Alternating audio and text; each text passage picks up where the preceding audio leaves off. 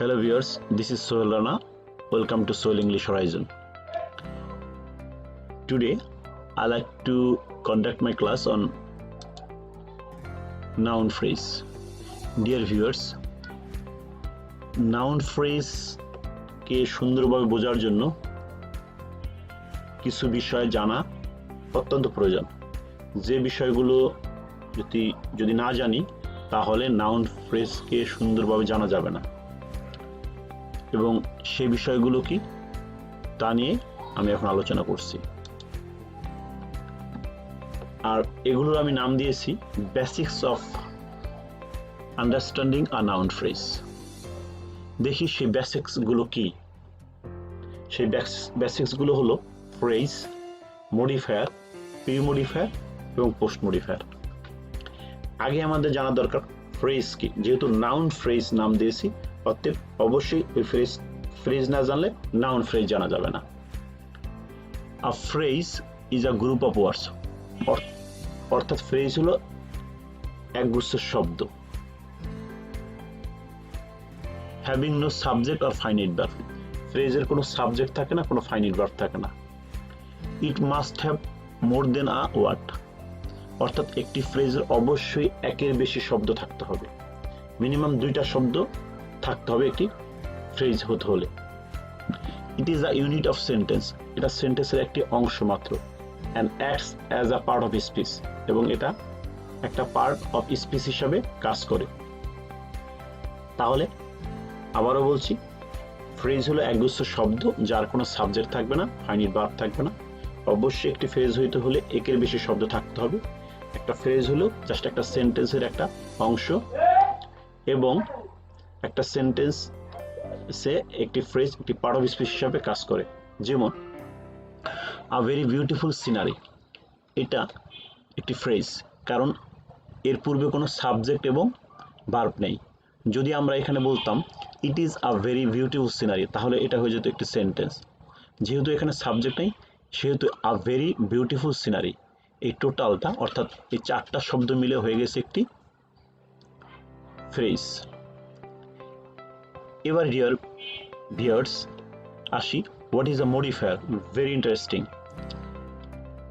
Any word or any phrase, যে কোনো শব্দ অথবা যে কোনো একটি phrase used before or after a noun, যেটা নাউনের আগে অথবা নাউনের পরে বসে, and gives extra information about that noun, এবং ওই নাউন সম্পর্কে অতিরিক্ত তথ্য দেয়, ইজ কল্ড আ মডিফায়ার, এবং তাকে বলা হয় মডিফায়ার। অর্থাৎ যে কোনো একটি শব্দ অথবা যে কোনো একটি ফ্রেজ যদি নাউনের পূর্বে বসে অথবা নাউনের পরে বসে এবং সেই নাউন সম্পর্কে অতিরিক্ত তথ্য দেয়, নাউনকে স্পেসিফিক করে তোলে অর্থাৎ নাউনকে নির্দিষ্ট করে, তাহলে সেই স্পেসিফিক যে শব্দগুলো বা যেই ফ্রেজটা নাউনের আগে বা পরে বসে, সেই শব্দ বা ফ্রেজকেই মূলত বলা হয় মডিফায়ার। অর্থাৎ এক কথায় নাউনের পূর্বে যা বসে তা মডিফায়ার, নাউনের পরে যা বসে তাও মডিফায়ার। যেমন এখানে আছে আ black cat under the table, এখানে এই যে আন্ডারলাইন করা এই যে আ ব্ল্যাক ক্যাট, এটা একটা মডিফায়ার। এটা এই 2টা শব্দের মডিফায়ার, সরি 2টা শব্দ, এখানে 2টা শব্দের মডিফায়ার।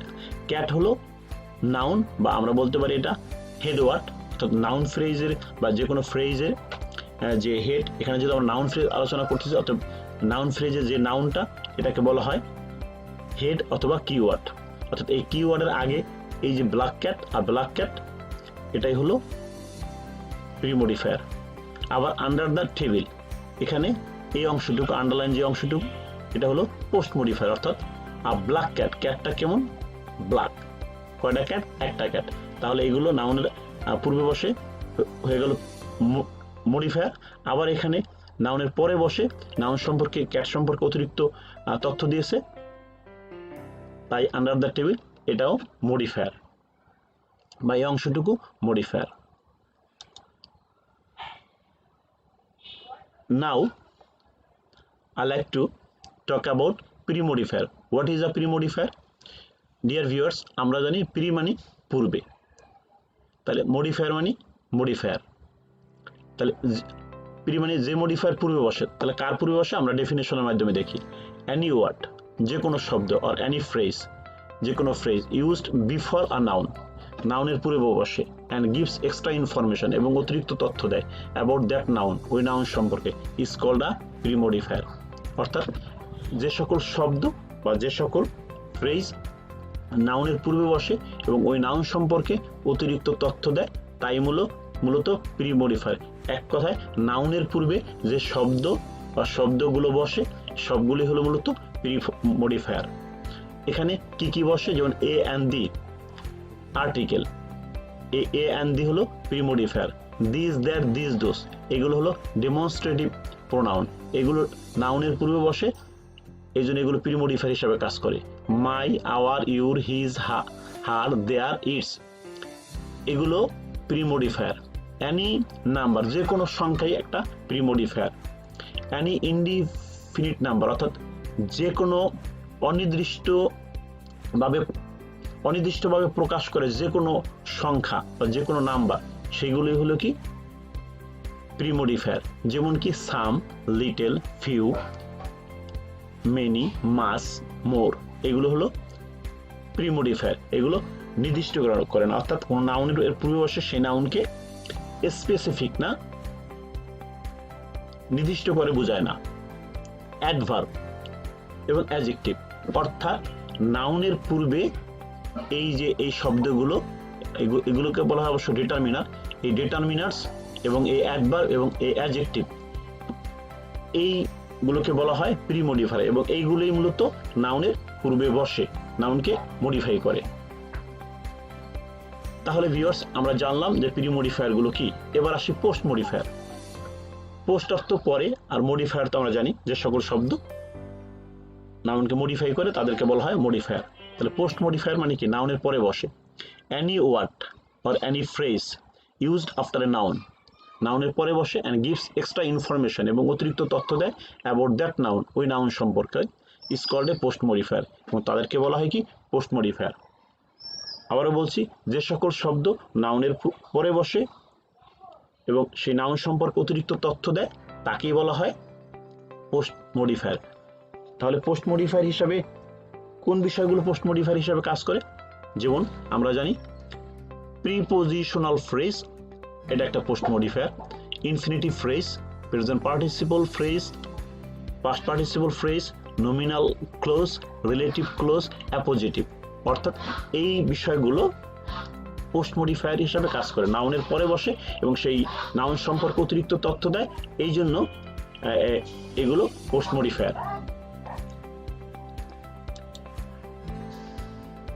ডিয়ার ভিউয়ার্স, এখন আমি আমার আজকে যে আলোচ্য বিষয় সে বিষয় নিয়ে আলোচনা করছি। আমার আজকের আলোচ্য বিষয় হলো নাউন ফ্রেজ। আবারও বলছি, নাউন ফ্রেজ জানতে হলে আমাদেরকে অবশ্যই ফ্রেজ, মডিফায়ার, প্রি মডিফায়ার এবং পোস্ট মডিফায়ার অবশ্যই জানতে হবে। What is a noun phrase? A noun phrase is a group of words.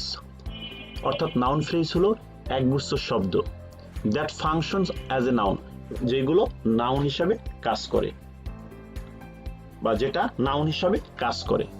এক কথায় যে ফ্রেজ নাউনের মতো কাজ করে বা যে ফ্রেজ নাউনের কাজ করে সেটাই হলো নাউন ফ্রেজ।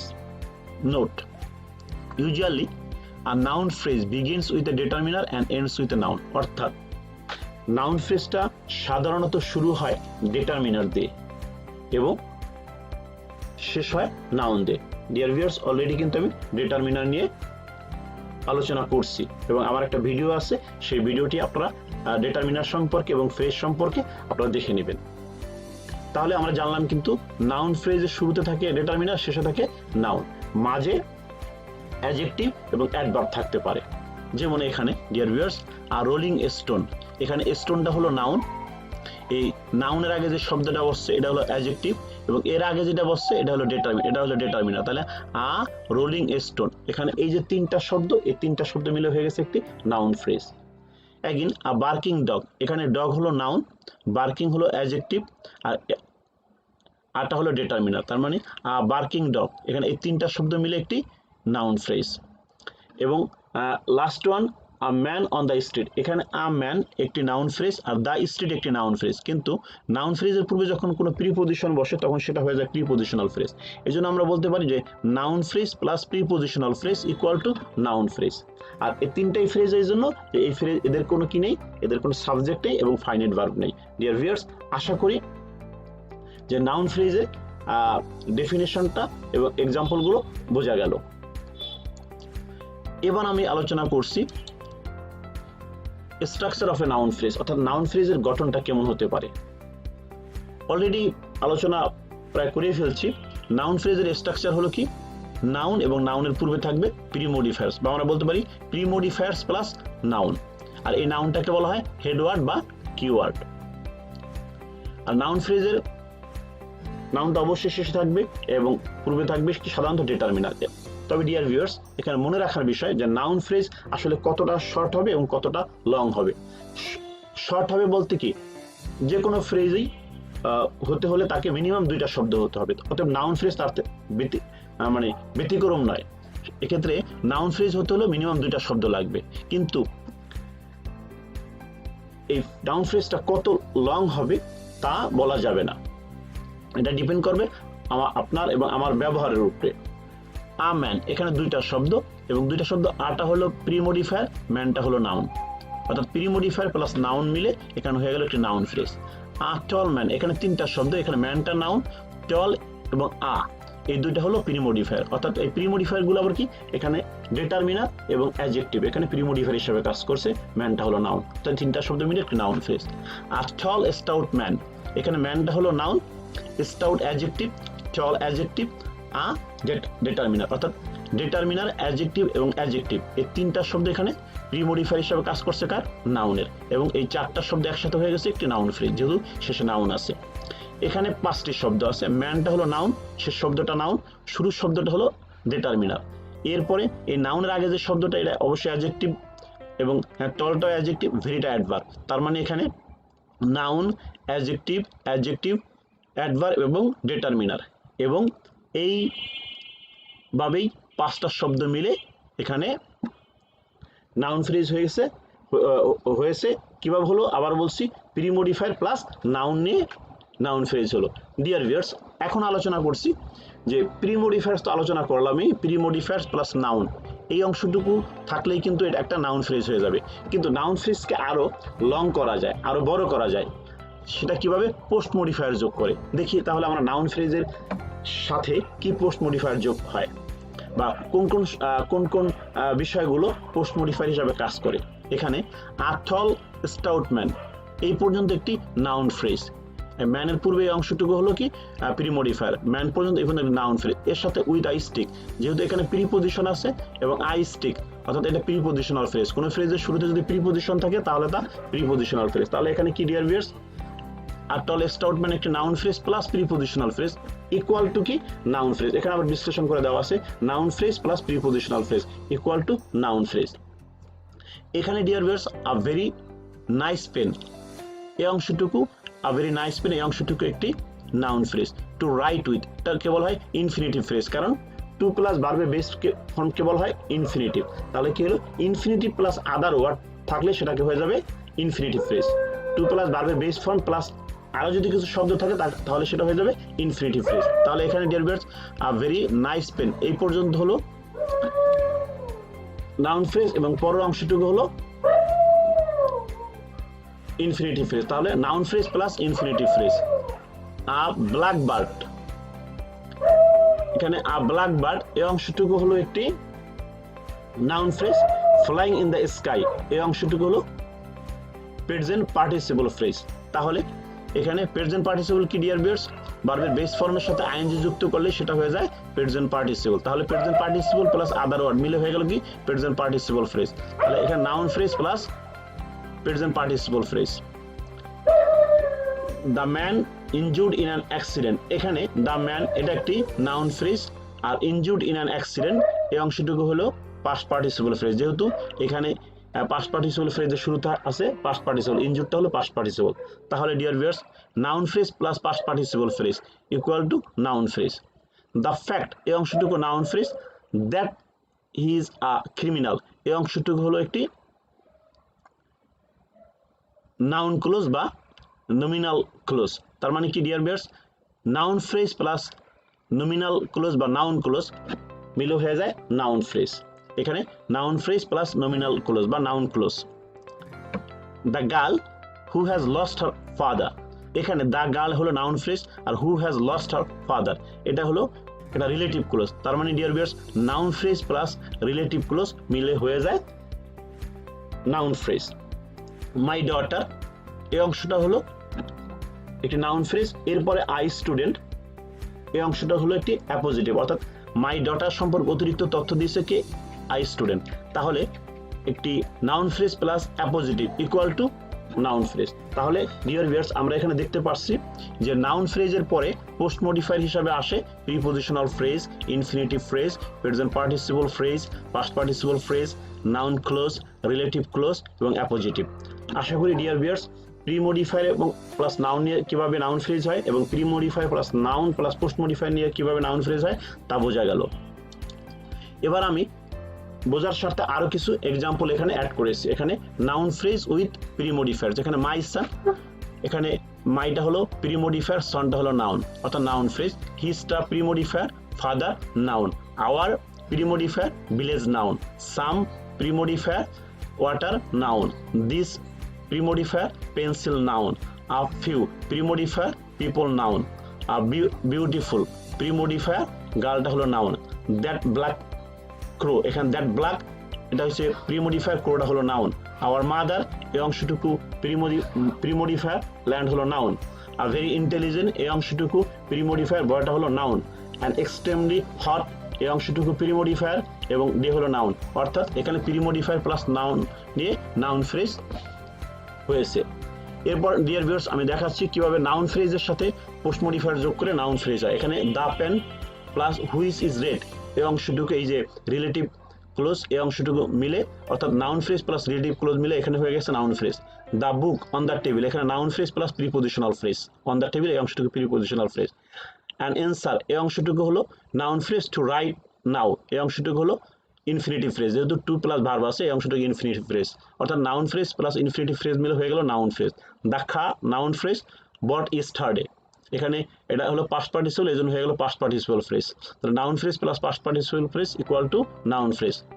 দ্য বেবি, এই অংশটুকু হলো noun phrase. Sleeping in the cot, এই অংশটুকু হলো প্রেজেন্ট পার্টিসিপল ফ্রেজ। তাহলে ডিয়ার ভিউয়ার্স, বোঝা গেল কি noun phrase plus present participle phrase equal to noun phrase.